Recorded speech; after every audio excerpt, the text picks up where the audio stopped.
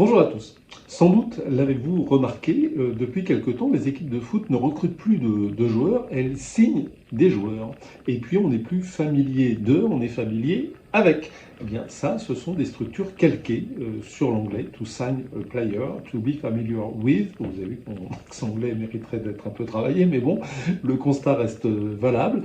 La structure de la langue française commence à être sérieusement influencée par l'anglais. C'est plus grave d'une certaine manière que les simple, entre guillemets, anglicisme, c'est-à-dire qui touche au vocabulaire. Je peste régulièrement contre cela quand un mot anglais vient simplement remplacer un mot français sans rien apporter de plus. Je pense, forwarder à la place de transmettre, ça n'apporte évidemment rien. Là, c'est des anglicismes. Et là, maintenant, on commence à s'intéresser, à toucher à la structure de la langue, à sa syntaxe.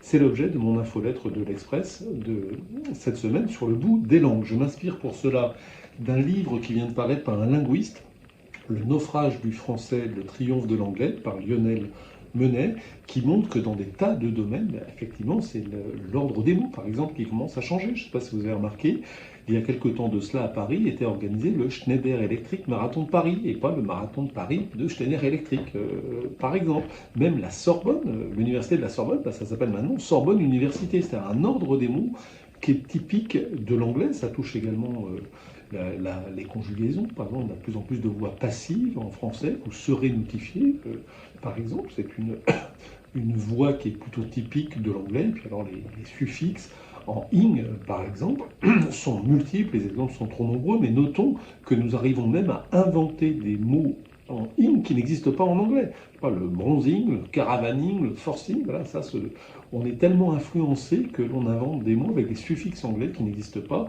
en anglais. Je le dis et je le répète, je ne suis pas un adversaire de l'anglais, moi j'aime toutes les langues, je suis un amoureux de la diversité culturelle, donc j'aime aussi l'anglais, mais j'aime l'anglais dans les pays anglo-saxons, et donc comme j'aime toutes les langues, j'aime aussi le français, et je dis attention, attention, quand la structure de la langue, quand sa syntaxe commence à être atteinte, c'est le cœur même d'une langue qui commence à être influencée par l'extérieur, et on va vers une standardisation culturelle qui me paraît néfaste. Plus de détails, comme d'habitude, sur la version écrite de l'infolettre de l'Express, sur le bout des langues. Je vous souhaite une excellente semaine.